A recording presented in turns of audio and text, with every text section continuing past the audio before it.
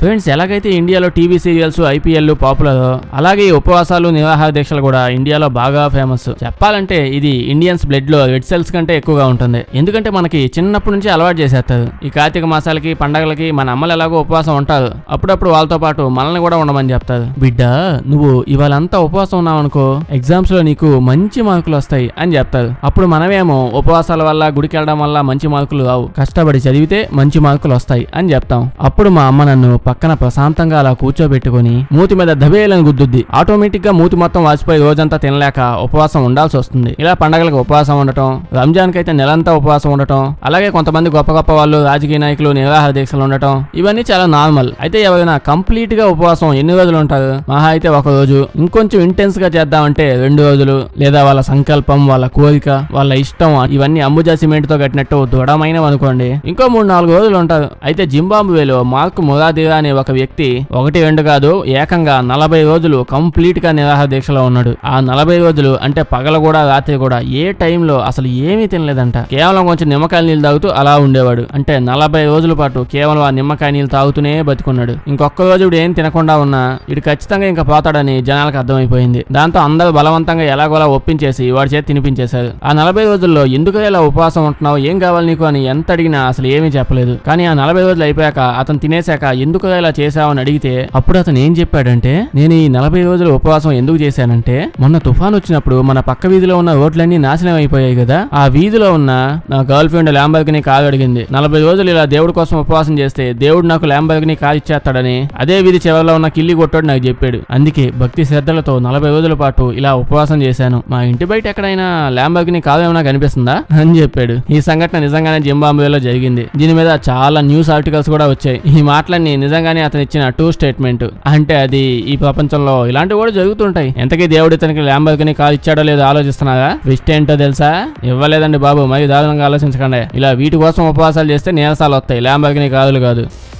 Friends, నేను మీకు Chinese వల్ల ఒక కొత్త ఆర్ట్ని చూపించబోతున్నాను. అడే మీరు భయపడాల్సిన పనేం లేదు. ప్రశాంతంగా కూర్చొని ఏదైనా తింటూనే చూడొచ్చు. వీళ్ళ ఈటింగ్ స్కిల్స్ మీద నేను వీడియో ఏం తీయట్లేదు. అవన్నీ చెప్తే నాకే వాంతి వచ్చేస్తుంది. వీళ్ళ న్యూ ఇయర్ యొక్క స్పెషల్ ఈవెంట్స్ లోని స్పెషల్ ఎఫెక్ట్స్ గురించి చెప్పబోతున్నా. వీళ్ళు వాళ్ళ న్యూ ఇయర్ ని ఎలా వెల్కమ్ చేస్తారంటే, డెషూరా అనే ఒక కొత్త ఆర్ట్ను ఉపయోగించి చేస్తారు. దీనిలో వీళ్ళు ఒక డిఫరెంట్ యూనిక్ వేలో ఫైర్ వర్క్స్ ని సృష్టిస్తారు. దీన్ని క్రియేట్ చేయడానికి వీళ్ళు కరిగించిన ఇనుమును తీసుకొని మాన్యువల్ గా ఇలా చూడడానికి అద్భుతంగా ఉండే విధంగా ఫైర్ వర్క్స్ ని సృష్టిస్తారు. ఆ దేశంలో చాలా సిటీస్ లో, చాలా ప్లేసెస్ లో వీళ్ళు ఇదే విధంగా న్యూ ఇయర్ ని వెల్కమ్ చేస్తారంట. చూడడానికి అయితే చాలా బాగుంది. వీళ్ళు ఎంతమంది ట్రై చేద్దాం అనుకుంటున్నారు, కానీ ఇంట్లో మాత్రం ట్రై చేయకండి.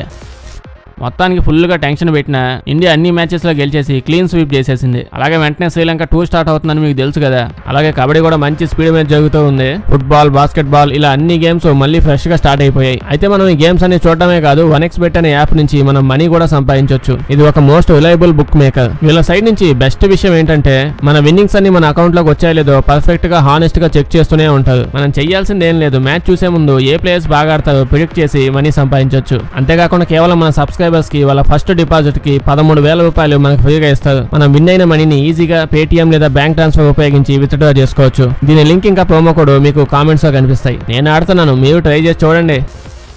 ఫ్రెండ్స్, ఈ పేరు చిలీ, ఓల్డ్ అమెరికా అటు సైడు ఆ టైంలో అద్భుతమైన జాల్స్ అంటే కూజాలు తయారు చేసేవాళ్ళు. అంటే అప్పటి నుంచి ఆ సాంప్రదాయం పాటించే వాళ్ళు ఇప్పటికీ అవి చేస్తూ ఉన్నారు. కూజాలు ఏముంది, ఎవడన్నా చేస్తాడని మీకు అనిపించవచ్చు. కానీ అందులో మనం చెప్పుకునే అంత ప్రత్యేకత ఏముందంటే, దీనిలో మీరు నీళ్లు గానీ, టీ గానీ ఏ డ్రింక్ అయినా పోయండి, దీనిలో పోసింది మళ్ళీ అందులో నుంచి వేరే గ్లాసుల్లో పోసే టైంకి దాని లోపల నుంచి వచ్చే సౌండ్స్, ఆ కూజాలు అదే ఆ జాల్స్ ఏ పక్షి షేప్ లో ఉన్నాయో ఆ పక్షి ఎటువంటి సౌండ్ చేస్తుందో అదే సౌండ్ దానిలో నుంచి వస్తుందంట. ఈ కూజాలన్నీ ఏదో ఒక పక్షి షేప్ లోనే ఉంటాయి. ఆ పక్షి నిజంగా చేసే సౌండ్ ఇందులో నుంచి కూడా వస్తుంది. అల్లండి మొత్తం మాట్లాడి చెప్తే మీకు నమ్మదని తెలుసు. ఇది నిజమా కాదో ఈ వీడియో క్లిప్ చూసి చెప్పండి.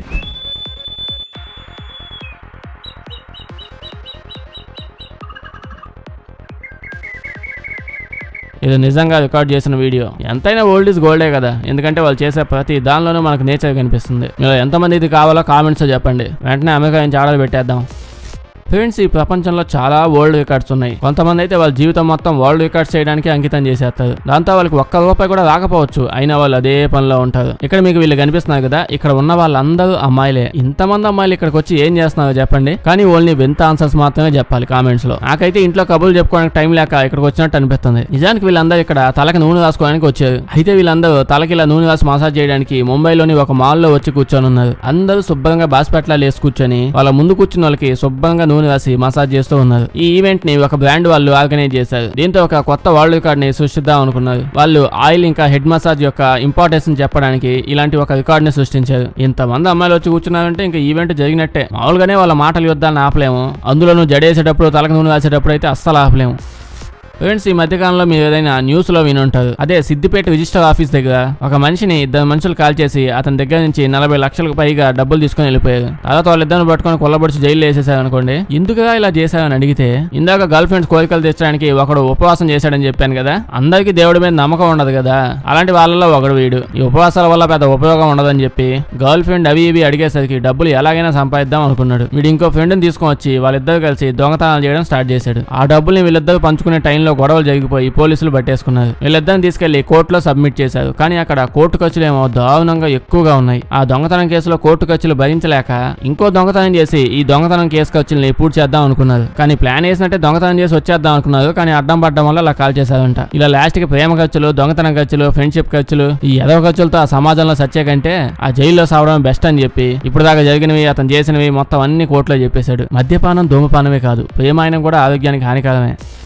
ఫ్రెండ్స్, మనందరికీ ఫ్రెండ్స్ ఉంటారు. కొంతమంది ఆకలేస్తే అన్నం తింటారు, ఇంకొంతమంది ఆకలి వేయకపోయినా అన్నం తింటారు, ఇంకొంతమంది అయితే ఆకలేసి కడుపు నిండా అన్నం తిన్నాక ఆగకుండా ఇంకా తింటూనే ఉంటారు. వాళ్ళ లక్ష్యం ఆకలేస్తే అన్నం తినడం కాదు, కనిపించినవన్నీ తినేయడం. అయితే ఈ విధంగా మనుషులే కాదు, చేపలు కూడా చేస్తాయంట. చేపల్లో మీకు గోల్డ్ ఫిష్లు తెలుసు కదా, ఇవి ఆకలేసినప్పుడు మనం ఏమైనా పెడితే తింటాయి. ఒకవేళ తిన్నాక వాటి కడుపు నిండిపోయి అనుకోండి, నిండిపోయినా సరే వాళ్ళ ముందు ఫుడ్ ఉందనుకోండి, అవి అలా ఆగకుండా తింటూనే ఉంటాయంట. మా ఉదయగాడ్ లాగా ఇవి వాటి అలవాటంట. అయితే ఇవి ఈ విధంగా ఎందుకు చేస్తారో ఇప్పటికీ ఎవరికి సరిగ్గా తెలియదు. అయితే ఈ విధంగా చేయడం వల్ల చాలా గోల్డ్ ఫిష్లు అప్పుడప్పుడు చనిపోతూ కూడా ఉంటాయంట. అందుకే వీటిని పెంచేవాళ్ళు కరెక్ట్ క్వాంటిటీలోనే ఫుడ్ పెట్టి వదిలేయాలి. లేకపోతే మా ఉదయగాడ్లాగా ఎందుకు తింటున్నాయో ఎంత తింటున్నాయో తెలియకుండా తింటూనే ఉంటాయి.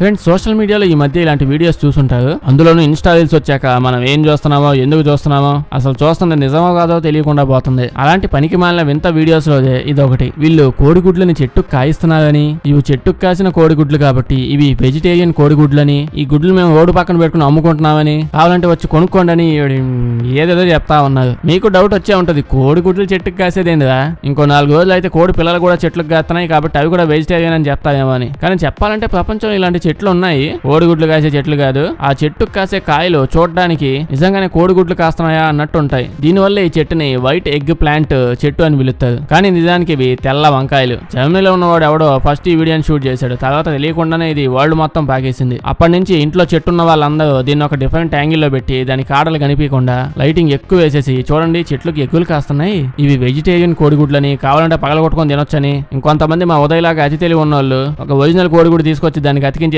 దాన్ని పగలగొట్టేసి, ఇదిగోండి ఉల్లిపాయలు వేసుకొని ఆమ్లెట్ వేసుకొని తినండి అని చెప్పి వీడియోలు చూపిస్తూ ఉన్నారు. ప్రపంచం అంతా టాలెంటెడ్ ఫెలోస్ తో నిండిపోయింది. మనం ఇలా టాలెంట్ గురించి మాట్లాడుకుంటే ప్రపంచంలో టాలెంట్కి కొదవే లేదు. కొంతమంది టాలెంట్ చెప్పుకోదగ్గట్టే చాలా అద్భుతంగా ఉంటాయనుకోండి, ఇంకొంతమంది టాలెంట్ని వింటే ఎందుకు చెప్పావా పనికి మాలనోడా అన్నట్టు ఉంటాయి. కానీ ఏదైనప్పటికీ టాలెంట్ టాలెంటే కదా, అది ఎలాంటి టాలెంట్ అయినా అయి ఉండొచ్చు. అది ఒక్క సెకండ్లో బాటిల్ నీళ్లు మొత్తం తాగేసే టాలెంట్ అయి ఉండొచ్చు, లేకపోతే ఇలా ఒక్క సెకండ్లో అట్టిపండు మొత్తం మింగేసే టాలెంట్ అయి ఉండొచ్చు. అట్టిపండు మింగేశాడు మొత్తం, పాతావా ముసలోడా, వాడు లప్పక్కన మింగేస్తే నా గొంతు లేదో పడిపోయింది అన్నట్టు అనిపిస్తుంది నాకే. వీడికేం అనిపిస్తున్నట్లేదే, గొంతుకు అడ్డం పెడితే సచ్చులు నాయన. మీకు అలాగే అనిపిస్తుందా, ఈడు మింగుతుంటే మీ గొంతులు అడ్డం పడినట్టు?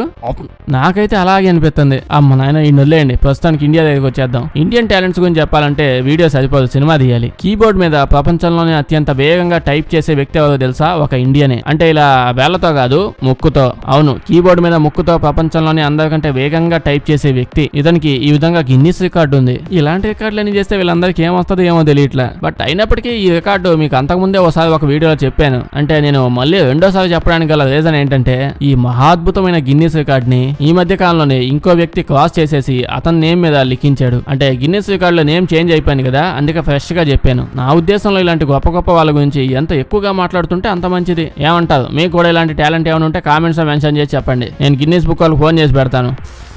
మనం ఇలా తినే వాళ్ళ టాలెంట్ గురించి మాట్లాడుకున్నామంటే దేవుడా వీళ్ళ టాలెంట్ అసలు చెప్పగలిగేది కాదు. కొంతమంది కేవలం తినడానికే యూట్యూబ్ ఛానల్స్ పెడుతున్నారు. వాళ్ళ ఫుడ్ ఎలా ఉంది, గడిద గుడ్డ ఎలా ఉంది అనే విషయం కూడా ఏమీ చెప్పదు. అసలు వీడియో ఆన్ చేసి తింటూనే ఉంటారు, మళ్ళీ దానికి మిలియన్స్ లో వ్యూస్ వస్తుంటాయి. ఇలా కొంతమంది అయితే కేవలం తినడానికే పుట్టిన వాళ్ళు కూడా ఉంటారు. లేకపోతే వాడిని చూడండి, అసలు ఏంది వాడు ఆకలేసి తింటున్నాడా లేకపోతే కడుపులో ఎన్ని పడతాయో చెక్ చేయడానికి తింటున్నాడో అర్థం కావట్లా. ఇలా తినే కాంపిటీషన్స్ అయితే చాలా ఉంటాయి. అలాగే ఇలా చిన్న చిన్న వాటర్ మిలన్స్ తినే కాంపిటీషన్స్ అయితే మనం కూడా పెట్టుకుని ఉంటాం. కానీ వీడు తినే స్కిల్స్ చూసి మీకు ఏమనిపించిందో చెప్పండి. నేను ఈ వీడియోని మీకు స్పీడ్ గా చూపిస్తాను మీకు అనుకుంటున్నారు కదా, అలా ఏమీ లేదు. జస్ట్ నేను చాలా నార్మల్ గా ఉన్న వీడియో ఉన్నట్టు చూపిస్తున్నా. దీన్ని వీడు కొన్ని సెకండ్స్ లోనే నలగొప్ప రాక్షసుల్లో ఉన్న ఈ బకాసుడు జనాలను భయపెట్టి ఇలా తినేసి వీడియోలు చేస్తున్నాడు. ఇంక వీడి గురించి ఏం చెప్పాలి నేను? మీకు వీడియో నచ్చితే లైక్ కొట్టమని చెప్పడం తప్ప మీ ఫ్రెండ్స్ లో ఇలా తినే టాలెంట్ ఎవరికైనా ఉందనిపిస్తే కామెంట్స్ వాళ్ళ నేమ్ మెన్షన్ చేయండి. ఈ వీడియోలో మీకు ఏ ఫ్యాక్ట్ బాగా నచ్చిందో అది కూడా మెన్షన్ చేసి చెప్పండి. వీడియో నచ్చితే లైక్ చేయడం మర్చిపోకండి. ఇలాంటి వీడియోస్ ఇంకా కావాలంటే మన ఛానల్ ని చెక్ చేసి చూడండి. వీడియో నచ్చుంటే మీ ఫ్రెండ్స్ కి షేర్ కూడా చేయండి. అలాగే సబ్స్క్రైబ్ చేసి పక్కనే ఉన్న గంటను కొట్టడం మర్చిపోకండి, లేకపోతే వీడియో పెట్టినప్పుడు మీకు అసలు నోటిఫికేషన్స్ రావు. Thank you.